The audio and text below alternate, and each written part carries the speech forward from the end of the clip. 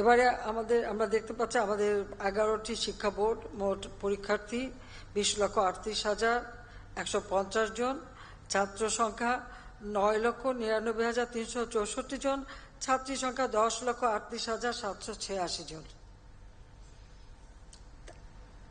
কারণটা আমাদের খুঁজে বের করতে হবে। আমার কথা হচ্ছে, কেন ছাত্ররা কম?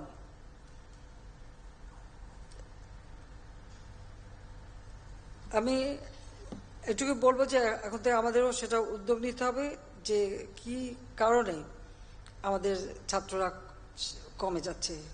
পাশের হারের ক্ষেত্রে দেখা যায় অনেক ক্ষেত্রে মেয়েরাই অগ্রগামী। আমরা 96 সালে যখন সরকারে আসি তখন সাক্ষরতার হার পেয়েছিলাম মাত্র 45 ভাগ।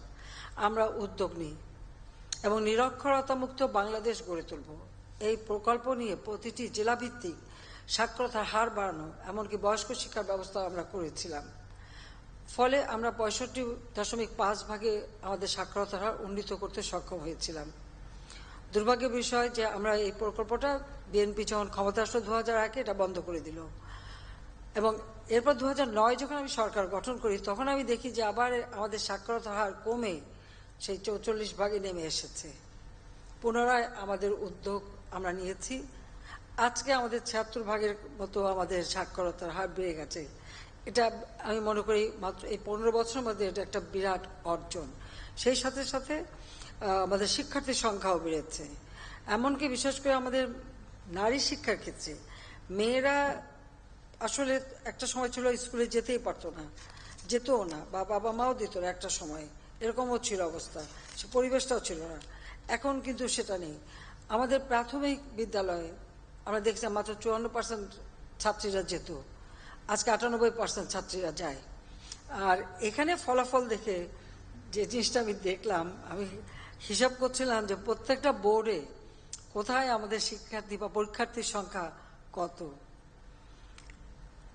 মাত্র 2টো জায়গায় দেখলাম তিনটা বোর্ডে বোধহয় ছাত্রের সংখ্যা একটু বেশি, অন্যগুলিতে মানে প্রায় সমান সমান, আর অধিকাংশগুলিতেই দেখা যাচ্ছে যে ছাত্রীদের সংখ্যা বেশি।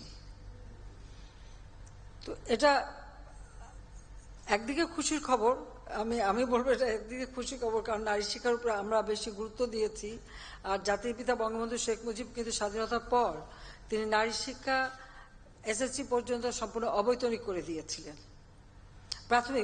প্রাথমিক বিদ্যালয়, প্রাথমিক শিক্ষা সম্পূর্ণ অবৈতনিক করে দিয়েছিলেন এবং নারী শিক্ষার উদ্যোগ সেটাকে আমরা অন্তত এসএসসি পর্যন্ত এখন অবৈতনিক আছে, সেটা আমরা করতে পেরেছি।